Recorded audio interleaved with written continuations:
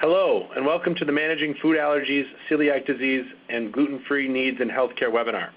My name is Jay Trzynski, and I work on the Healthcare Channel Marketing Team for General Mills Food Service, and I will be the facilitator during our webinar today. This presentation is being recorded and will run approximately 45 to 50 minutes, followed by around 10 minutes of Q&A with our experts. During the presentation, please submit your questions to us by typing them in the lower left-hand corner of the conference webinar screen, and note that these will only be viewable to you and our team. Following the presentation, you will receive an email with your CEU certificate attached and links to the presentation deck and webinar recording. With that said, I am pleased to introduce our two speakers. Ilime Amagacher is a senior scientist with the Bell Institute of Health and Nutrition at General Mills. Ilime and the Bell Institute have a mission to nourish lives by educating and training professionals on meaningful health and nutrition topics. Ilime has her PhD in food science from Cornell University and has a passion for developing better-for-you foods. Gilles Stassert has been a corporate chef with General Mills since 2013 and has brought a wealth of experience to our culinary team. After completing his training at the EHPN Culinary Arts and Hotel Industry Management School in Belgium, he has worked in a variety of restaurants, hotels, and other major food service operations. Just prior to joining the team at General Mills, he was the executive chef for the Allina Hospital Systems with Sodexo. He works on recipe development, product pipeline, product tolerance testing, and supporting our customers through various events focused on healthcare and senior living segment of our organization. Ilime will start by giving an overview of food allergies, gluten, celiac disease, and gluten-free. Gilles will then discuss the regulations and provide management strategies for your food service operations. Now I'd like to turn over to Ilime to kick off the show. Thank you, Jay. Let's start with an overview on food allergies. Okay, so what is a food allergy? A food allergy is an adverse reaction to food that involves the immune system. And it is generally mediated by immunoglobulin E, or IgE, which is an antibody that is important in fighting foreign substances in our bodies. Now, the onset of an allergic reaction is usually immediate and can start within minutes. And symptoms would range from mild to severe and can even be life-threatening. And these, examples of these symptoms are hives, nausea, vomiting, throat swelling, asthma, and even trouble with breathing. Now, the most serious food allergic reaction is anaphylactic shock. And this is a severe shock reaction that can include any of the symptoms that I just mentioned, but also additionally includes a significant drop in blood pressure and even sometimes cardiac arrhythmia.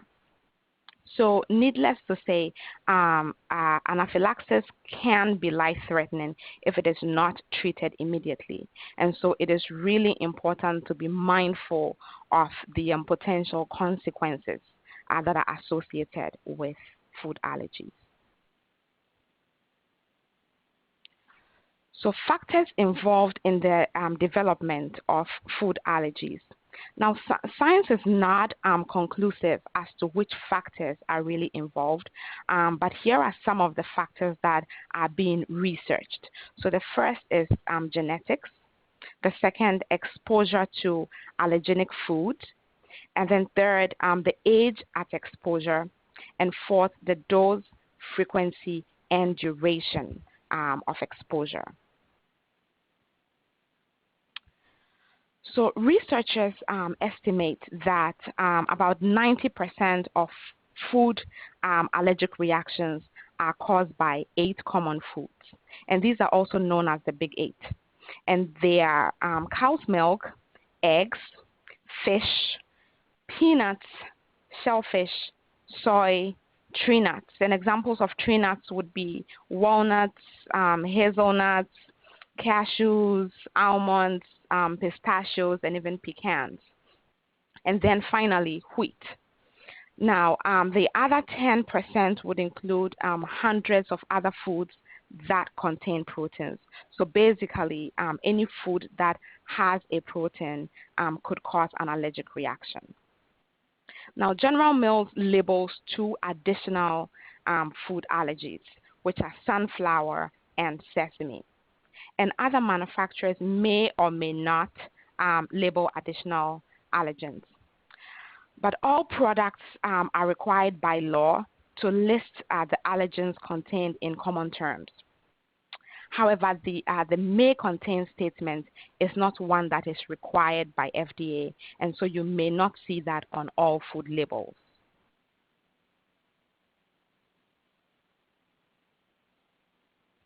So prevalence of food allergies. Now, as many as 15 million people in the United States are known to have food allergies. And about 9 million of these are estimated to be adults, while the remaining 6 million are estimated to be children. Now, among children with food allergies, younger children are most affected. And then among children less than 18 years of age who have food allergies, peanuts is the most prevalent allergy. And then that is followed by cow's milk, shellfish, tree nuts, eggs, fish, wheat, and then lastly, soy. So let's talk a little bit about how children and teens tend to handle food allergies. So younger children with food allergies develop coping habits, early on, but they still do need constant care and supervision, and often are reluctant to try new foods. But teens with allergies, on the other hand, tend to take more risks than younger children. And so according to a study in the Journal of Allergy and Clinical Immunology, about 42% of food allergic teens actually ignore may contain statements.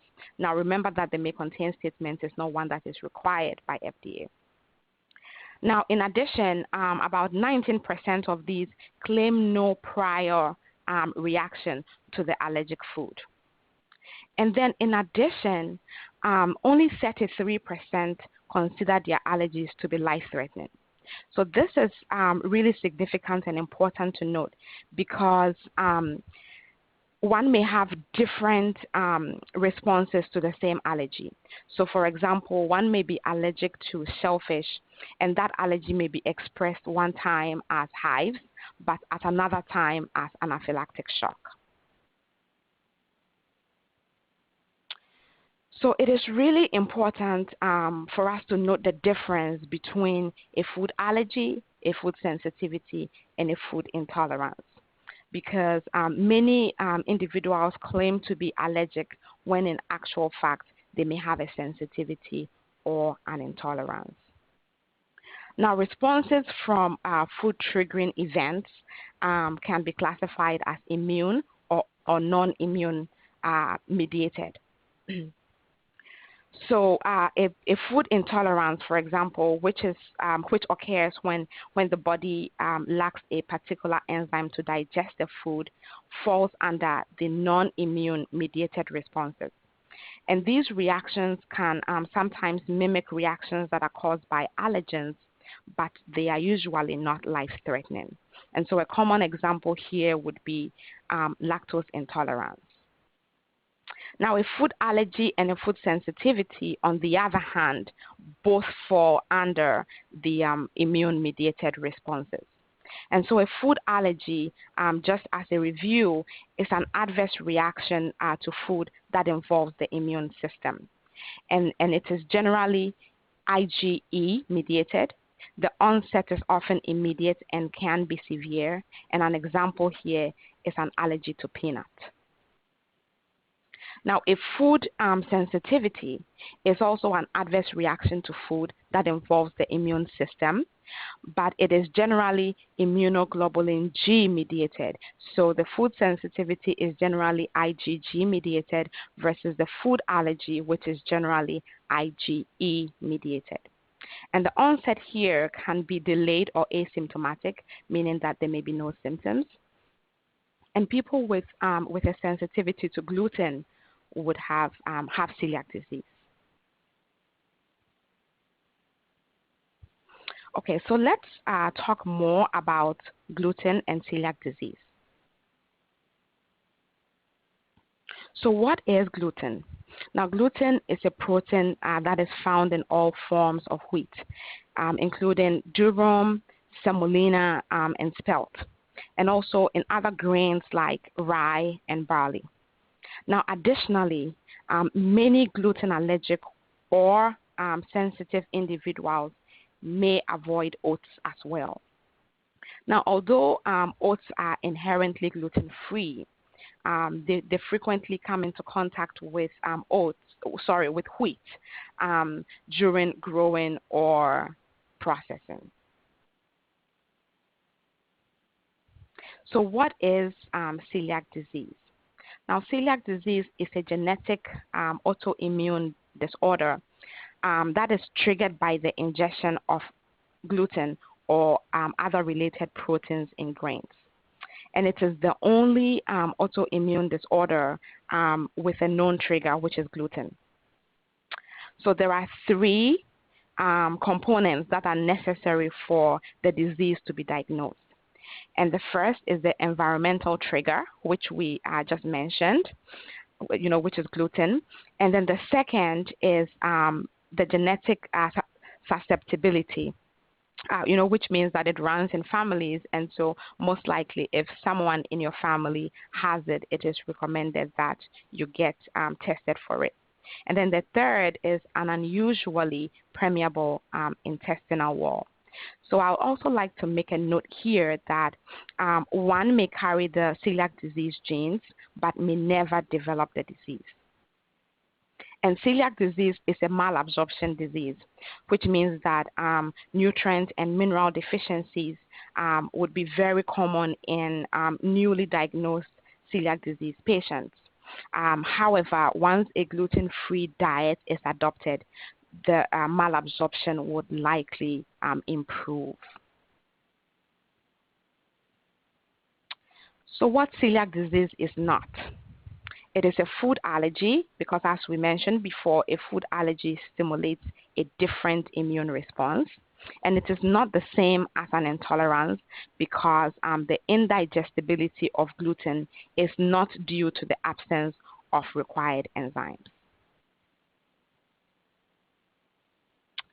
So when a person with celiac disease consumes gluten, the absorptive villi in the small intestines are damaged. And this renders the villi unable to carry out their normal function. And therefore, this prevents the delivery and absorption of many nutrients. Now, the long-term effect of celiac disease, if untreated, can be life-threatening.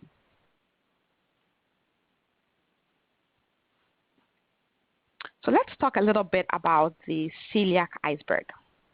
So celiac disease is often referred to as the iceberg disease. And this is because there are a large number of people who have celiac disease but do not know it. And so the symptoms that one would experience would really depend on the degree of damage to the small intestine. And so this icy floating rock is usually used to convey that complex reality of celiac disease. So let's start at the top, at the tip of the iceberg, the part which is above the water. And this is commonly referred to as symptomatic celiac disease because it is easily classically diagnosed. So symptoms that present themselves here could be gastrointestinal or non-gastrointestinal related. And examples of these symptoms could be chronic diarrhea, constipation, weight loss, skin disorders, and fatigue. And all the patients that fall within this category or above the water would both have the genetic marker and the characteristic damage to their small intestine that are necessary for the disease to occur. So let's go one step further and look just beneath the waves. And so this is the first submerged part of the iceberg. And it represents patients who also would have the genetic marker as well as the intestinal damage, but they would show very few or no symptoms at all. And so this area is referred to as the silent celiac disease, because most people who have the disease do not know that this is the disease they have. And the reason why some celiacs may have no symptoms in spite of all the characteristic damage to the small intestine is not fully understood. Now, the third area, or the third portion, just to the very bottom of the iceberg, the lowest part of the floating rock, and this involves the largest number of celiac individuals. So these persons here would have the genetic marker of the disease, but they would not have intestinal damage, and they would not show any symptoms. And so this portion is referred to as the latent or potential celiac disease. So celiac disease can be diagnosed at any age. Now, approximately 20% of patients are older than 55 years of age at the time that they are diagnosed. And in children, symptoms present themselves with intestinal discomfort, with symptoms like chronic or recurrent diarrhea or constipation, lack of appetite, and weight loss.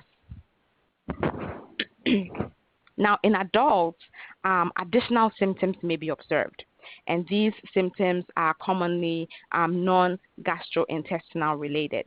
And so examples here would be skin disorders, fatigue, irritability, behavioral changes, and even anemia, just to name a few. And so I should also mention here that children may also experience these symptoms as well, but they may not be able to express them.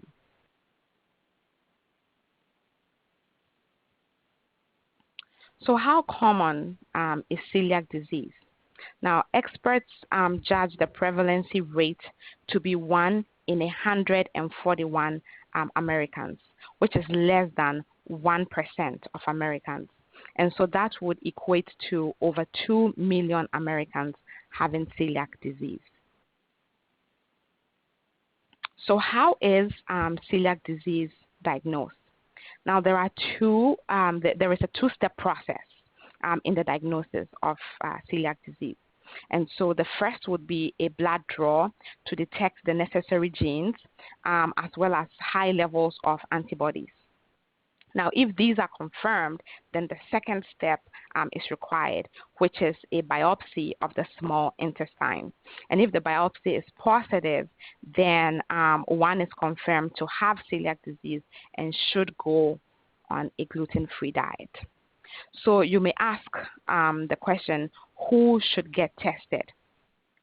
Now, one, people with symptoms that would suggest celiac disease. And remember that these symptoms would differ from person to person. And then two, people who are first-degree relatives of celiac patients, because remember that celiac disease is a genetic disease. And so a brother or a sister, a parent or a child of a celiac disease patient should get tested. Now, for the diagnosis to be successful, one must be consuming gluten. And the average length of time prior to diagnosis with celiac disease for a person showing symptoms is about 4 years in the U.S.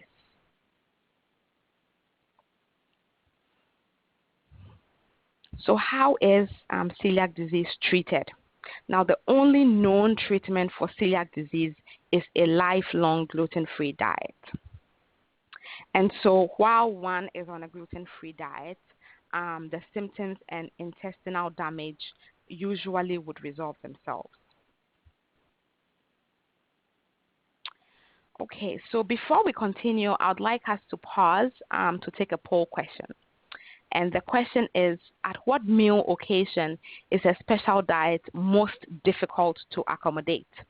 Breakfast, lunch, dinner, snack, or other?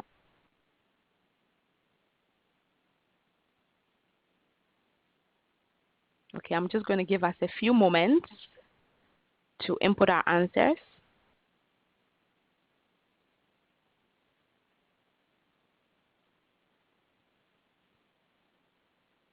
I see more answers trickling in, so I'll give us a few more moments.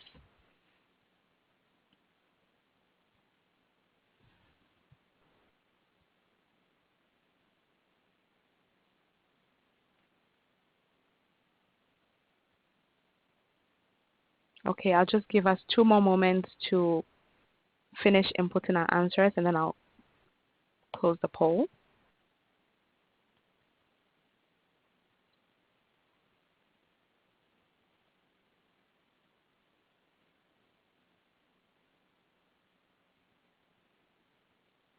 Okay, I think I'm going to go ahead and close the poll. Okay. All right. So from our responses, it is clear that breakfast is the most challenging meal occasion to accommodate a special diet at.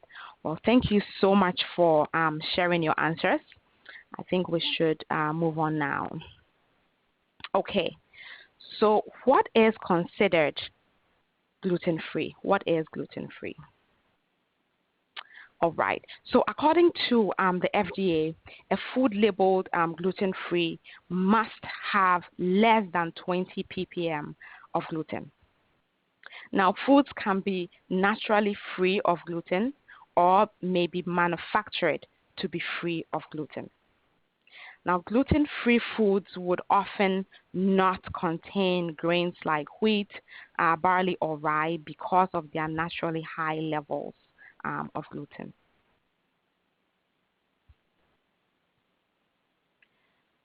So wheat-free is not the same as gluten-free. Now remember that gluten is not only found in wheat, but it is also found in rye, barley, and hybrids of these grains, as well as ingredients that are made from these grains. And wheat-free is not defined by FDA. So if a product is labeled wheat-free, it does not necessarily mean that it is gluten-free.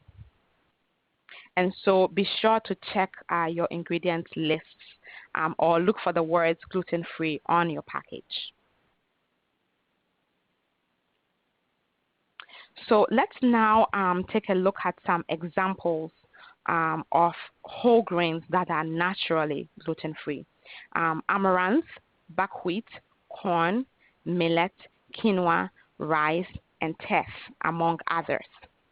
Now, I would also like to point out here that it is very important for people with celiac disease to consume whole grains as part of their diet. And as you can see from this list, there are a large number of gluten-free whole grain choices that are available. So let's now review some nutritional considerations for people who are on a gluten-free diet. Now, whole grain and enriched grain foods are major sources of nutrients in our diets. And fortified cereals also provide key nutrients of need. So removing these types of foods from the diet when one is following a gluten-free diet can really result in lower intakes of various nutrients and minerals. And examples of those would be calcium and fiber. And so it is really important to closely monitor your diet to ensure that all your nutrient needs are being met. I would also like to make a note here that there are plenty of foods, including cereals, that are gluten-free and that would provide these key nutrients of need. So apart from those with celiac disease, there are other groups who may be following a gluten-free diet. So those could be people who have symptoms that do not relate to celiac disease, and people who do not have symptoms but follow a gluten-free diet, for other reasons, which may be social or personal. And then according to a report by the Hartman Group, about 95% of individuals that were surveyed indicated that they consume gluten-free foods for reasons beyond the treatment of celiac disease. So I would like us to pause for another poll question. And the question is, how many gluten-free patients do you serve meals in a typical month? 0 to 5, 6 to 10, 11 to 15, or more than 15? I'll just give us a few moments to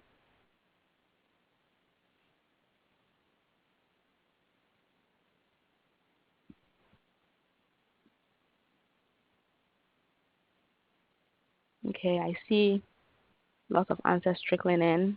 Give us a few more moments.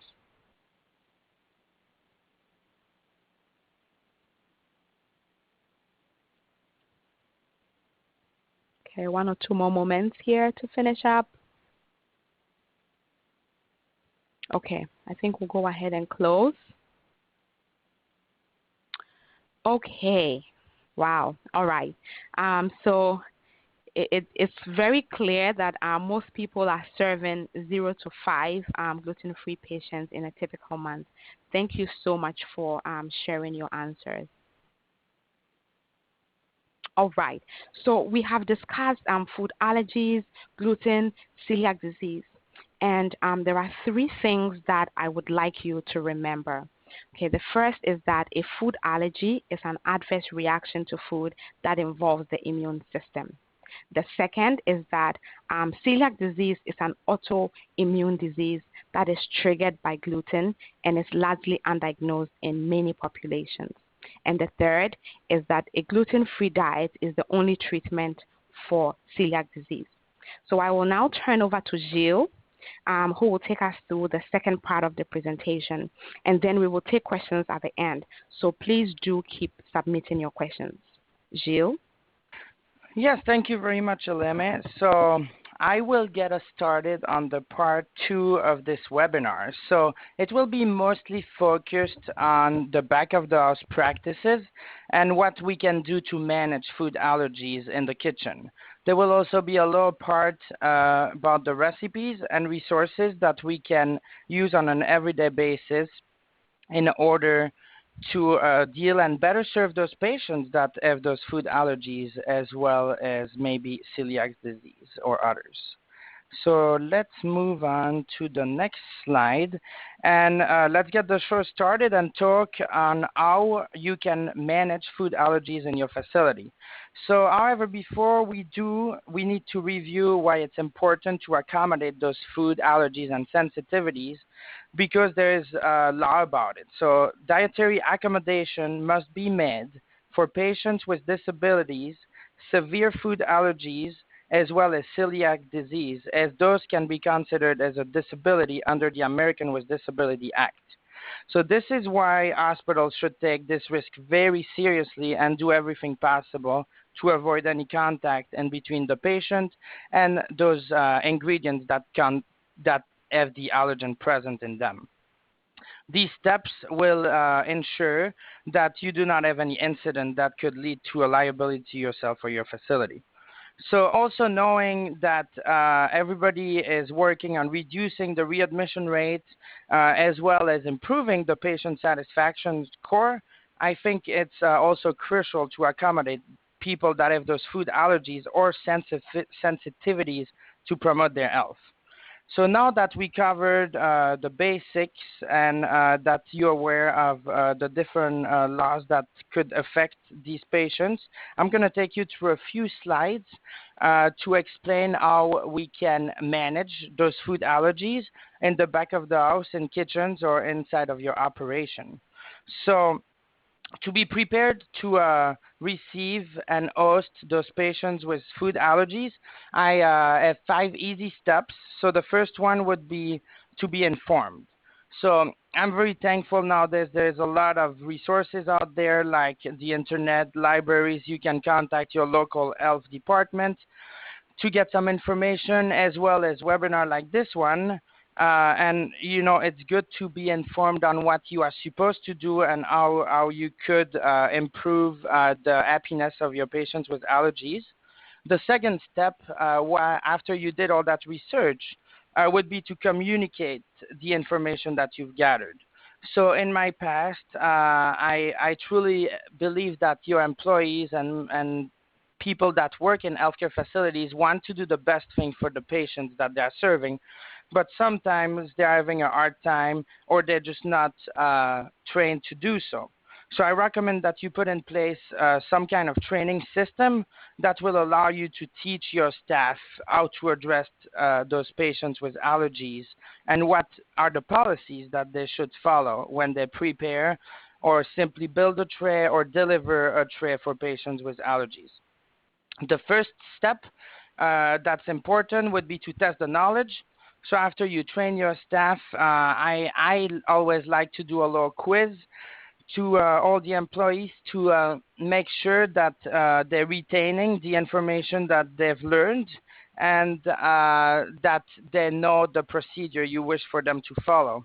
I also kept those quizzes in the employee file for a year or until they take a refresher on this subject once again, because it's very important that you can prove you're training your employee for best practices in your establishment.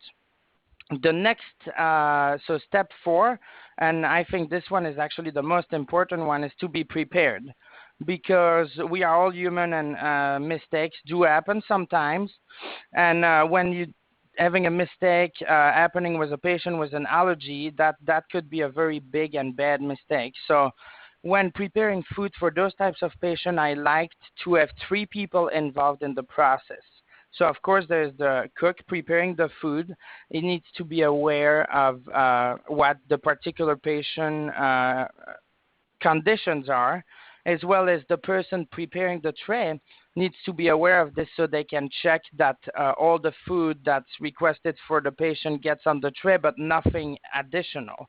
So you don't want anything that the patient is not supposed to consume to end up on the tray. And then finally, the last person that should be involved is the person delivering that food to the patient. They should be aware of any types of condition and check the tray one more time before they leave it for the patient to enjoy. The last step to managing those patients with allergies is to react appropriately if an incident had to occur. So hopefully by doing all we just did, so checking the trays, multiple people doing that work, that will not happen. But if a mistake had to happen and the wrong food was delivered to the wrong person or something ended up on the tray that wasn't supposed to go there, I think that it is extremely important to figure out the cause. It could be due to multiple factors, such as a defective or misprogrammed computer system or a human error. It could very well be a break in communication or a lost ticket. But no matter what the reason was, I think that it is very important to find out the cause, the root cause of it, so it can be avoided in the future. So if we keep moving on to the next slide, there you go. Well, we all know that there isn't 100% guaranteed chances of an allergen-free environment. But what I'm going to describe here are ways to minimize the possibilities of cross-contamination in your facility. So clean and sanitize with the appropriate cleanser and sanitizer all surface that come into contact with food, I think is the most important one. So make sure that it's always clean and sanitized before cooking any food in your kitchen. Make sure that also where the food goes in the patient room and other location where food is prepared or eaten is clean and sanitized. And also something that sometimes gets forgotten is to clean and sanitize the pieces of equipment in between every single use, because flour stuck in the top of a mixer could fall into a gluten-free mix, for example, and that would make it not gluten-free anymore. Also, you need to clean and sanitize in between every use, and use smart strategies like preparing the items without allergen first, for example, or if you could dedicate a specific area of the kitchen to those types of meals would be great. And of course, label and store those items properly in your cooler so everybody in your staff can see them right away. Using the appropriate hand washing procedure is also extremely important. Using water and soap is the best method because the hand sanitizer are not effective at removing allergen. Now, if you look up to the slide, you can see a method that I like to show to my staff. The first step is to start with an allergen-free ingredient. So make sure that you read the label, because sometimes you may think that a grain, for example, is allergen.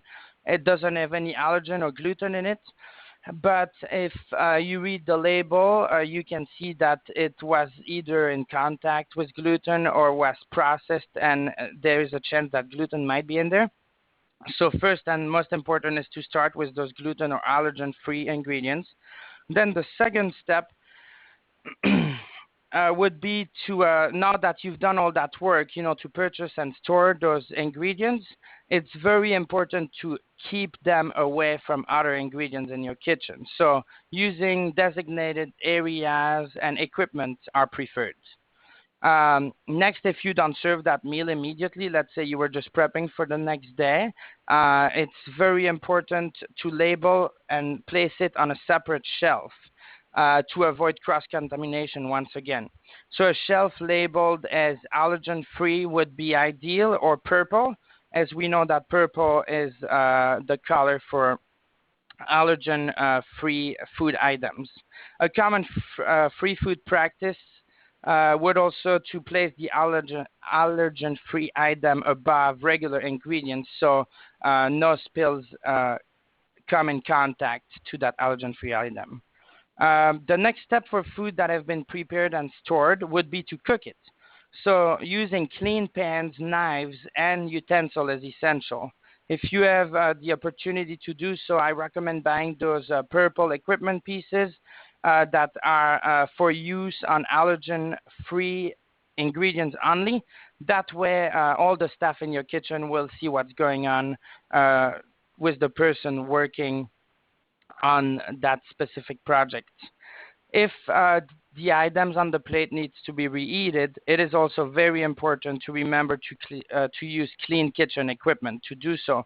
One of the most common mistakes I have seen in the past is that a cook is working really hard for a few hours, even or the day before, to prepare our gluten-free meals.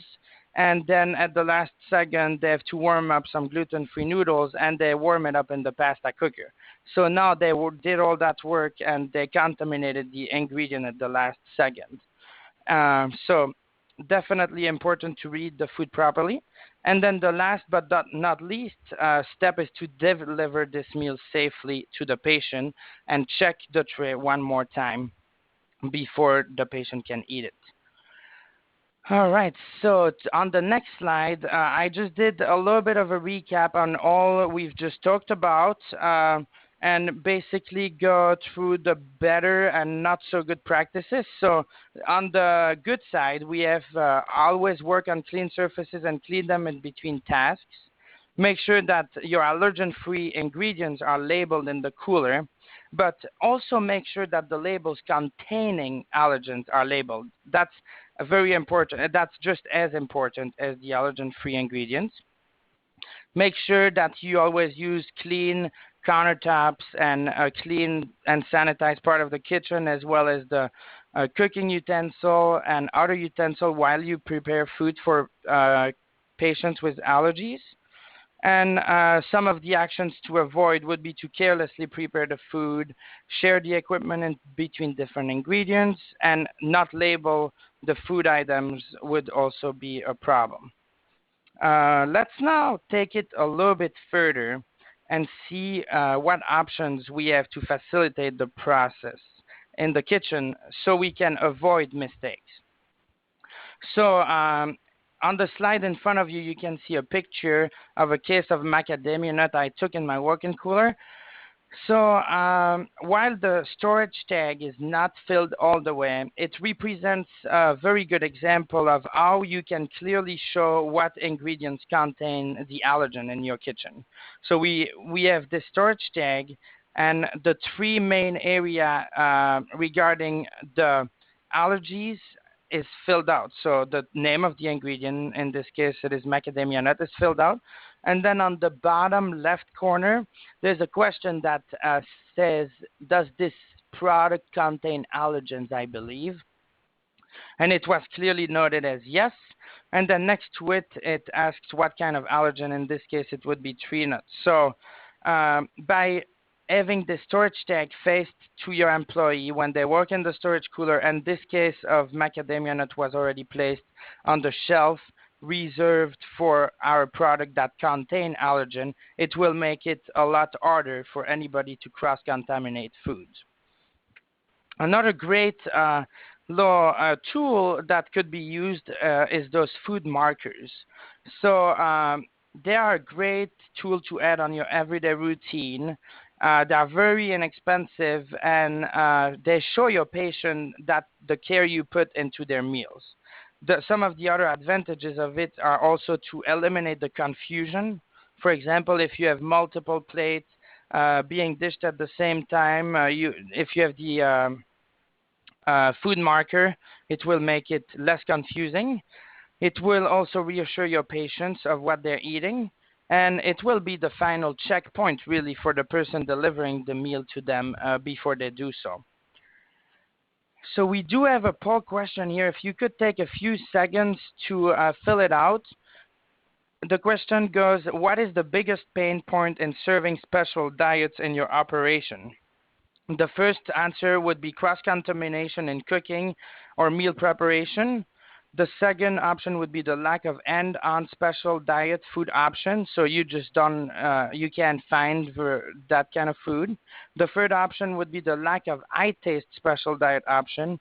So you can find it, but it doesn't taste that good. And then the last option would be to ensure special diet patients are served correct meals. So if you could please fill this out, I will give us about 15 seconds, and then I will close the poll.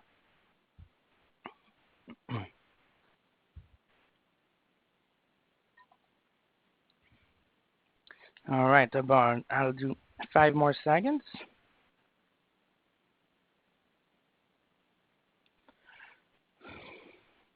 All right, I'm closing the poll right now. All right, wow, this is not as clear as the previous questions you asked. So, well, thank you so much for your input.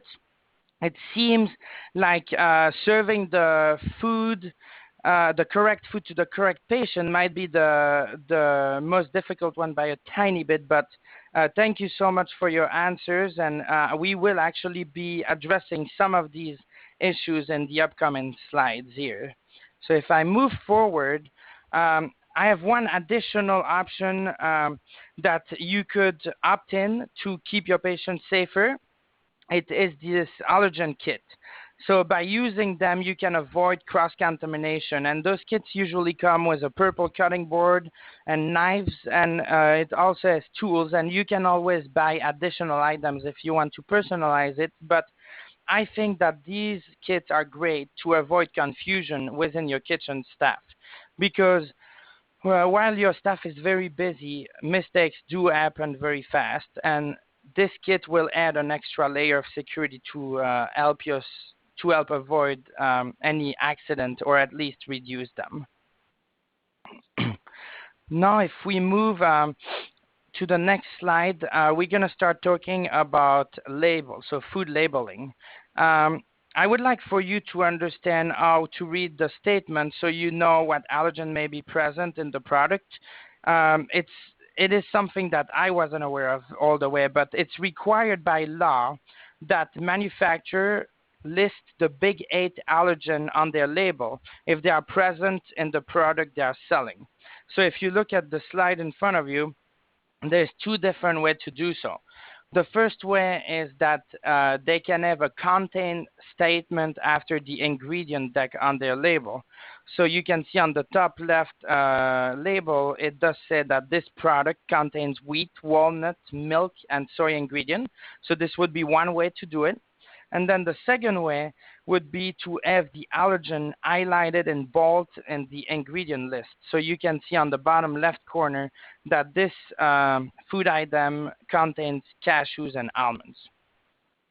If we move to the next slide, you'll see that there's also a may contain statement that could be present on food labels. This one, however, is not required by the FDA, so not all labels will bear the may contain or shared on equipment statement, but it could be present on some of the food label. So this means that even though the may contain items, so in this example we have soy, milk, and it may contain peanut, almond, sunflower, and wheat ingredient, that means that those ingredients are not part of the recipe, but because of the way it was manufactured or for other reason it may be present in the food that you are going to serve. So what I would do in this case is follow the recommendation of a licensed physician, or if you have a facility allergen management policy, to review that before you use to serve or not serve these specific items. You can also contact your food distributor or manufacturer if you have any further questions, as I'm sure they will be able to help you if they look throughout their system. If we move on to the next one, here's a little bit of what I think could attract your patients. So what about if you could attract patients with an outstanding gluten-free menu, for example, or just outstanding food in general? I've heard a lot of times in the past, patients telling me that they're looking forward to having our strawberry shortcake, for example, just because they are repeat patients for some reason, and they are looking forward to come to our hospital because we have the best strawberry shortcake. So when you have patients, staying at the hospital, offering them outstanding food will most likely brighten their days, but I am certain that it will also increase your satisfaction score if the food is outstanding.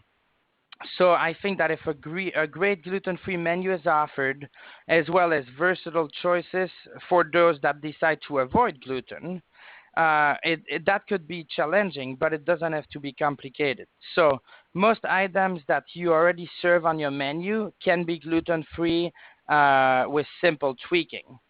So there's a lot of resources out there to help you create a great allergen-free or gluten-free menu. And I'm going to go to the next slide and show you some of the recipes here that I put on this slide. So those are recipes I developed to help meet the expectation of patients with allergies you cater to, or gluten-free, or patients with celiac disease, should I say. And you can find a lot more recipes by simply going on our website at www.generalmillsfoodservice.com. So this website is our website that we have designed for food service operators like yourself. And there's hundreds of recipes available, as well as lots of resources on how to use our product. If you type nourishing inspiration in the search bar, you will be able to find a lot of recipes that were designed for healthcare, with healthcare in mind, should I say. And then if I move to the next and last session of this presentation, we have gathered some resources that we think would be or could be helpful for your organization, and I will list them quickly. The first one would be the Center for Disease Control and Prevention. We also noted the Food Allergy Research and Education, the NEA Health Information Network, the National Food Service Management Institute, the United States Department of Agriculture, Food and Nutrition Service, the Celiac Disease Foundation, and the National Foundation for Celiacs Awareness. Further, we also have a possibility for you to research this gluten-free training. So it's another great resource. It's called the Gluten Intolerance Group. I will quickly read what they do, but if you're interested, I recommend you reach out to them. So for gluten-free specific training, there's a program out there for your facility to participate in. The Gluten-Free Food Service, GFFS accreditation program, the GFFS logo displayed in food production facilities on menu, etc., stands for the independent verification of quality, integrity, and purity of food preparation policies, education, and standards. Facility carrying the GFFS logo represent unmatched reliability for meeting strict gluten-free standards.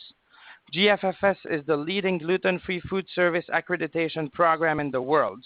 In working with experts in food preparation, the GFFS is positioned to serve its clients' needs promptly and efficiently.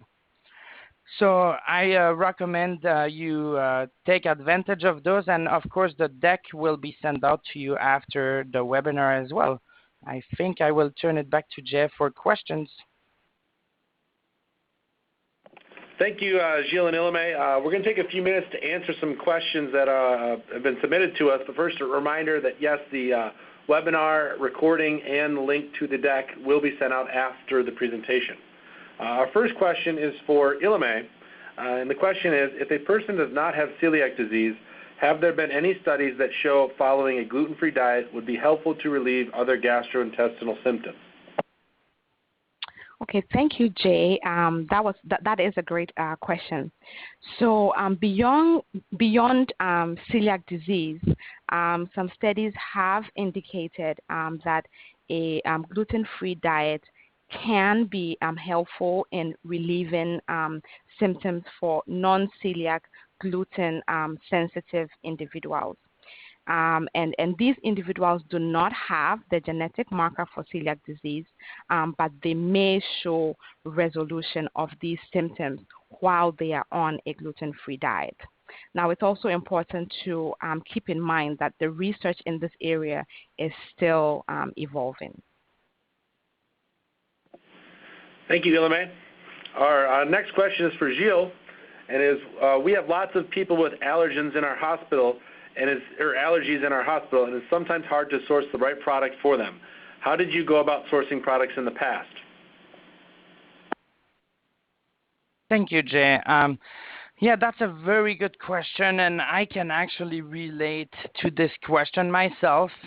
It can be very hard to source the right product for the right patient's diet. So what have been great solutions for me in the past is to closely partner with other hospitals. So I would just build a network of other chefs, and some have insight that I didn't have, so that would be one of the solutions I had.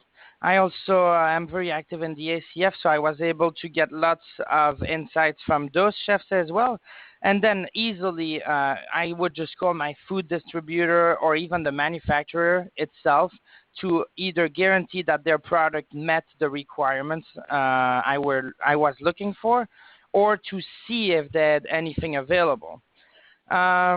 I also thought that a great way to address those needs was to go talk to the patient directly, because they know what they like, and they actually taught me a lot. I have learned so much from the patients just telling me, well, this is what I eat at home, and this meets my diet, and sure enough, in most cases, it was the case. So that's a great way to learn as well. And in the last case scenario, if I only needed a little bit of product for one patient, I would take my car and drive to the local grocery store to be able to address those problems with sourcing the ingredients I needed. Thank you, Gilles. Our next question is for Ilme again. If a person has no symptoms, what leads them to be tested in the first place? Okay, so if a person has no symptoms but does have a first degree relative, so a brother or a sister, a parent or a child that does have celiac disease, then it is recommended that a person get tested because celiac disease, like we mentioned in the presentation, is a genetic disease. Thank you, Ilme. Our next question is again for Gilles. Where do you keep your allergens so they will not cross-contaminate other foods in your coolers? All right, thank you, Jay. So this is a good question too. I have a little bit addressed this a little bit in the slides, but simply, I always dedicated space for both ingredients that add allergen present in the food and those that add to stay away from the allergen in the kitchen, so those that were allergen free. So the options that I thought worked best were to label the shelf and then to make it clear during your employee meeting, your daily huddle or something like that, to make it clear on a regular basis that these shelves were only supposed to welcome these types of ingredients, for example.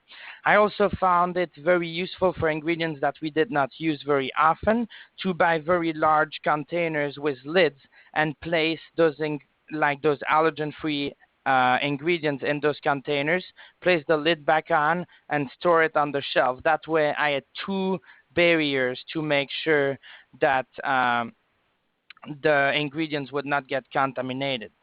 And then also, I think the most important is definitely to rely on your employee and make sure that they respect those spaces and avoid the cross-contamination. Thank you, Gilles, and Ilme for answering the questions. We're just about out of time, but I want you guys to know that any unanswered questions will be posted to a frequently asked questions sheet on our website at generalmillscf.com. There you can also check out our recipe collections and other resources, as well as sign up for our Nourishing Inspirations newsletter to receive more information similar to this webinar.